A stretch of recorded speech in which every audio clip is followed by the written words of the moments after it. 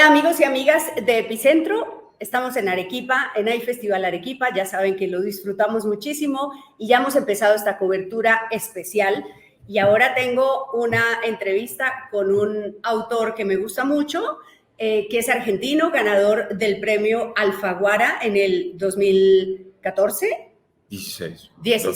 2016. Y bueno, que es Eduardo Sacheri, que está aquí. Quiero decirle muchas gracias por aceptar esta entrevista con Hora de Leer. Al contrario, un placer para mí. Bueno, hace unos años, cuando le hice una entrevista en Lima, acababa de quedar Argentina subcampeón. Y entonces, subcampeón mundial. ¿Y a usted le gusta mucho el fútbol? Me gusta mucho, sí, claro. Sí. Bueno, en eso me parezco a muchos argentinos. Ajá, y entonces yo le dije, bueno, empecemos esta entrevista preguntándole qué pasó. Entonces me miró mal y me dijo, bueno, ¿cómo que qué pasó? Quedamos de segundos, ¿no? Mejor que casi todos. Y entonces ahora le tengo que decir felicitaciones porque ahora sí quedaron de primeros. Bueno, pero es que ya quedar de segundo en un mundial es algo muy meritorio, muy importante. Ya, y quedar de primero. Y quedar de primero más todavía, así que acepto la felicitación. Bueno, pues vamos a hablar de dos libros.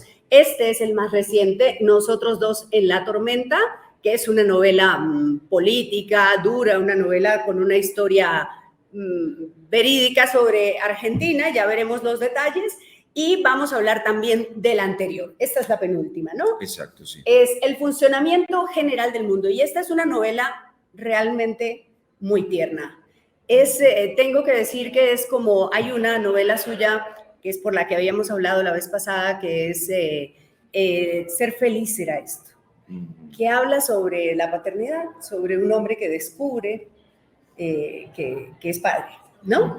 Y aquí este es un hombre separado que intenta dejar a sus hijos no cumplir con un viaje y la ex esposa le dice, no, tú cumples con tus hijos. Y entonces inician un viaje al sur en medio de una nevada. ¿Para qué? ¿A qué se van ellos tres, padre y dos hijos, al sur? Bueno, a rendir un último homenaje a una profesora del secundario, digamos, del colegio de ese padre, digamos que fue muy, muy importante para ese hombre cuando era un adolescente.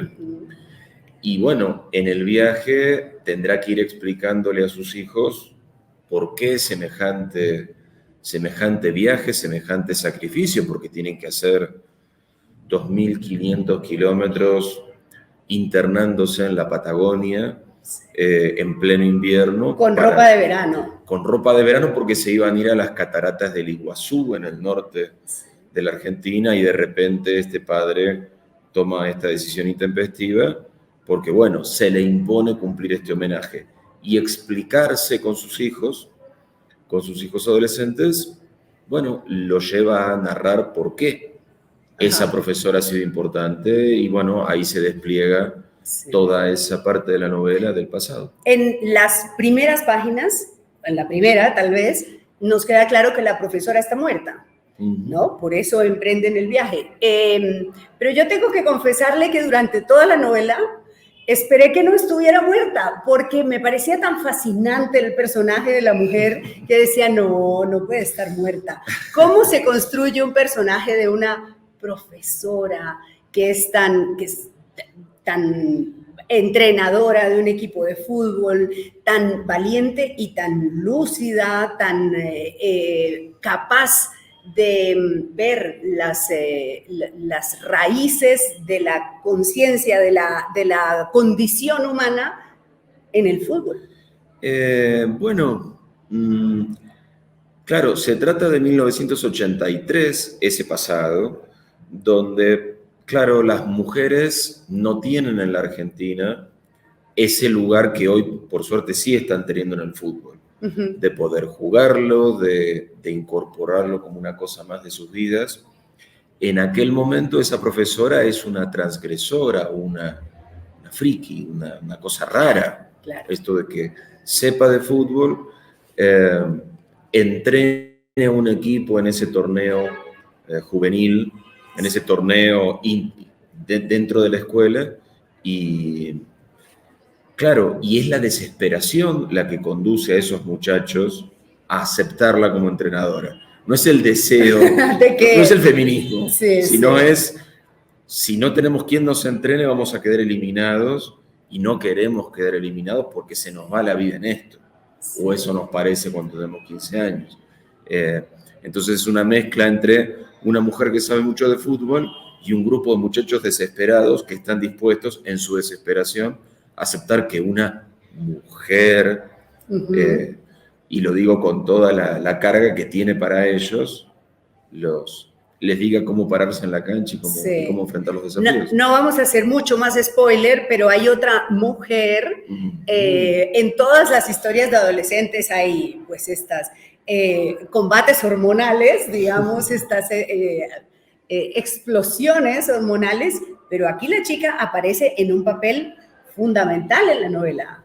Sí, también, y es de nuevo la desesperación la que conduce a esos hombres a aceptar a Eugenia, que es una compañera de ellos, de la cual el protagonista está, bueno, bastante, un poquito enamorado. Sí. Y, digamos, me gustó que esas mujeres fueran importantes, pero rompiendo los márgenes de lo que se esperaba de ellas en esos años, en esos lejanos años 80. Claro. Porque, bueno, lo que hoy es normal, hace 40 años era absolutamente revolucionario. Y eso queda evidente en la conversación con los hijos, porque este hombre, Benítez, que es el que va manejando, el padre, les dice cosas a sus hijos que es como, bueno, esto es la prehistoria. ¿Cómo podían pasar esas cosas? No entendían los hijos eso. Bueno, yo creo que es muy normal que nuestro mundo nos parezca normal. Nuestro mundo de hoy, nuestro presente nos parezca, bueno, esto es el mundo. Sí. Que suele llevar a un razonamiento erróneo, que es, el mundo siempre debe haber sido así. Y en realidad, algo muy interesante y creo que muy necesario es siempre hablar con las nuevas generaciones de lo diferente que era el mundo. Porque lo que nos gusta eventualmente de nuestro mundo es una construcción que ha llevado esfuerzo, rupturas, conversaciones, flexibilidades, cambios. Y si no somos capaces de ver eso, nos va a costar mucho generar cambios que nos agraden a futuro, sean los que sean. Claro. A veces me parece que un problema muy propio de nuestro presente es suponer que somos un punto de llegada, que lo que nos gusta de nuestro mundo y de nuestra cultura es el punto final de una evolución. Y tal cosa no existe. No existe un punto final porque los seres humanos están todo el tiempo... Vamos a cambiar permanentemente. Vamos a cambiar. Tengámoslo en cuenta como para que ese vamos a cambiar sea en una dirección provechosa para la mayor cantidad de gente posible. Entonces, a veces me parece que corremos el riesgo de manejarnos de un modo ahistórico o antihistórico, de suponer, hemos llegado. Y no, porque el ser humano no se detiene. Y algunas evoluciones felices que podemos haber atravesado, si no las entendemos como tales, corremos el riesgo de dejarnos conducir inercialmente hacia evoluciones que no nos gustan. Y si no estamos en guardia en relación a eso, y si no estamos atentos a eso, me parece que el riesgo es mayor. Bueno, entramos en un tema profundo. Entonces, pensando, por ejemplo, en las reivindicaciones del feminismo, si no nos damos cuenta de que hemos mejorado mucho, podríamos también perderlo. Ese es el planteamiento. Yo creo que toda sociedad necesita todo el tiempo como chequear qué es lo bueno que ha obtenido. ¿Qué ha obtenido? Porque no ha existido desde siempre. Claro. Y me parece importante, pensando sobre todo en el futuro, ¿qué de lo que somos queremos conservar? Aunque pueden ser cosas muy antiguas o muy recientes. Pero me da esa sensación de que no tenemos que considerar el presente como natural. Ajá, Una cosa como es que sea asumido. deseable Ajá. y otra cosa es que sea natural, porque no existe la naturalidad en las convenciones culturales que nos gobiernan. Existe lo que hemos construido y nos parece que está bien. Y si nos parece profundamente que está bien, tengamos en cuenta que nos ha dado mucho trabajo construir ese consenso, Sí. sostener ese consenso, defender ese consenso. Bueno, pues Eduardo Sacheri es profesor de historia. Ya ha quedado claro para quienes no lo sabían con esta clase que hemos tenido sobre la evolución. Y entonces nos pasamos del año 1983, estábamos El aquí final con de la Benítez, dictadura, ¿no? sí. Ya nos pasamos al 75. Porque este libro, que es el más reciente, y yo tengo que confesar que no lo he terminado de leer, así que... Te lo puedo contar, no hay problema, no si hay lo que abreviamos. contarlo, si yo leo rápido. Esta es una historia sobre dos amigos, nosotros dos en la tormenta. Y son dos amigos jóvenes, prácticamente adolescentes, me parece, Sí, ¿no? veinteañeros. Veinteañeros que en el año 1975 dicen, bueno, aquí hay que hacer algo, hay que hacer acción política, que en Argentina del 75 implicaba entrar a Montoneros o al ERP, Ejército Revolucionario del Pueblo. O sea, sí, acción violenta. Ajá. Ni más ni menos. Guerra revolucionaria, acciones armadas. Esas son las opciones que estos jóvenes ven como necesarias, posibles, deseables. Y en esa vida clandestina y revolucionaria es donde se involucran. Sí, y entonces, digamos, en toda la parte que he leído, pues hay conversación entre ellos incluso, y violan el principio de compartimentación, ¿no? Claro, o sea, porque la clandestinidad supuestamente les impide, perteneciendo a organizaciones diferentes, seguir manteniendo su amistad, seguir manteniendo su contacto, pero como son humanos y son jóvenes y tienen amigos y tienen familia, a veces es muy difícil esa clandestinidad tan rotunda. Sí, y hay un profesor que lo ven, un profesor de geología, que lo ven como un recontrafacho, que tiene unas hijas y que tiene una vida familiar, una familia construida más o menos como me imagino estaba fracturada la sociedad, con unos que pensaban una cosa y otros que pensaban otra. Esto supongo es tomado de la realidad, es decir, esas familias, esas historias ocurrieron en la Argentina en el 75. Ocurría mucho, sobre todo porque la mayoría de los guerrilleros que actuaron en la Argentina de los 70 eran de extracción de clase media, estudiantil, muchos universitarios, todos urbanos, es decir, clase media urbana era su extracción social. Entonces, hay una ruptura generacional muy fuerte en esa Argentina de los 70. Esos jóvenes son revolucionarios de izquierda cuando sus padres suelen estar muy reconciliados con los valores de la clase media capitalista, de progreso, trabajo, ahorro de la Argentina de ese tiempo. Y estos jóvenes rompen con esos valores, rompen con esos deseos que les parecen minúsculos, espurios, demasiado pequeños, y van por todo. Desean todo y ahí hay como un conflicto muy fuerte entre unos y otros, sobre todo una guerra revolucionaria muy doméstica, en el sentido de que estas organizaciones armadas, sus objetivos no son María Estela Martínez de Perón, la presidenta, o el jefe del ejército, no, es el empresario de aquí a la vuelta. El policía que custodia la casa del militar que queda a 4 cuadras.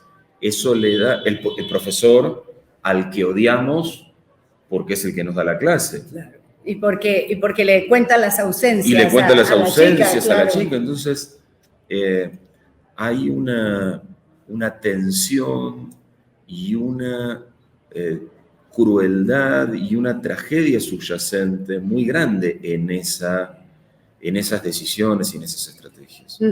Entonces, pienso en algo que ha sido debate permanentemente en el Perú y que en Argentina tiene una aproximación distinta.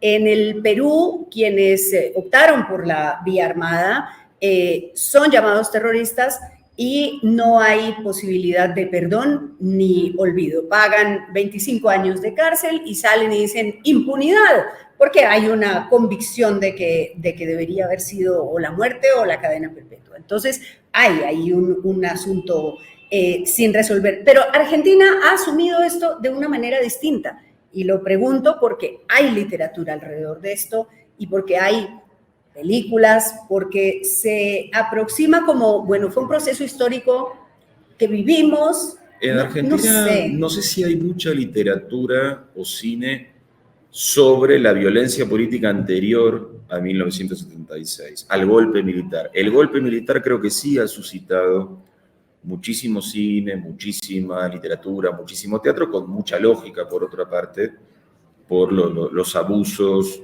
por todo lo que significó el terrorismo de Estado.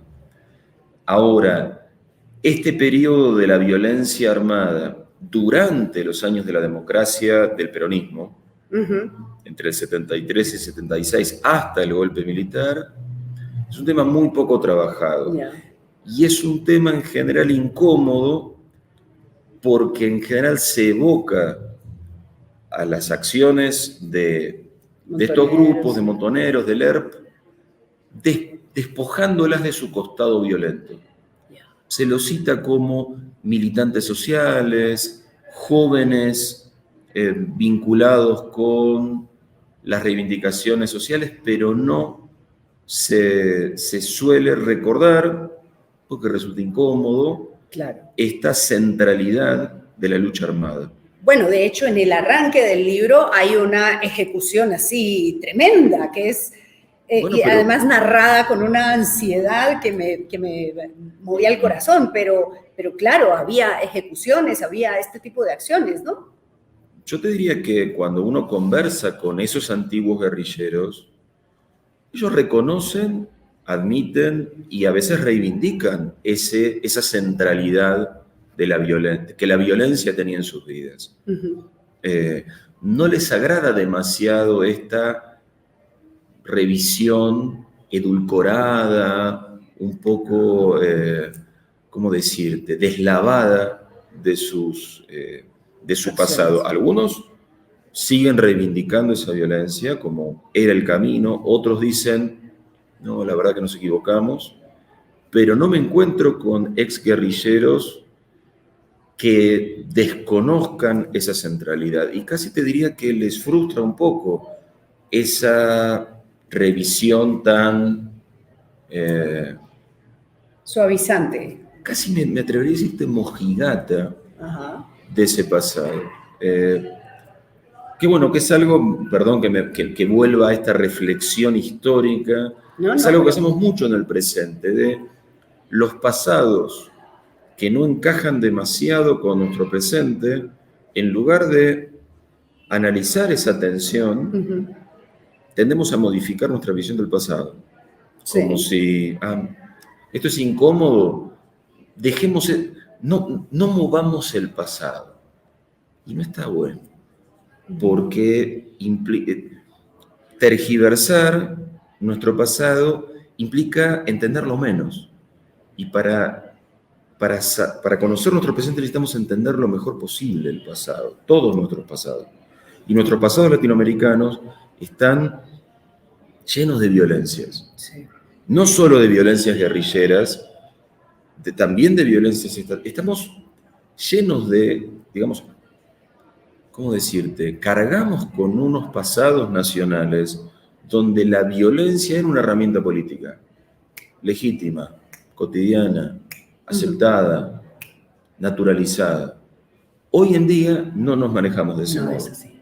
Digamos, ese es un avance, viéndolo desde esta perspectiva histórica. Yo coincido contigo, creo que es un avance, pero para que sea un avance, fíjate cómo, por otro lado, antes hablábamos de cómo valorar el avance del feminismo, es decir, otro camino que no tiene nada que ver con esto que estamos hablando. Y sin embargo decir, bueno, veamos lo que ha cambiado, aceptemos lo que ha cambiado, observemos la distancia que nos separa de nuestro pasado para realmente valorar lo que hacemos ahora.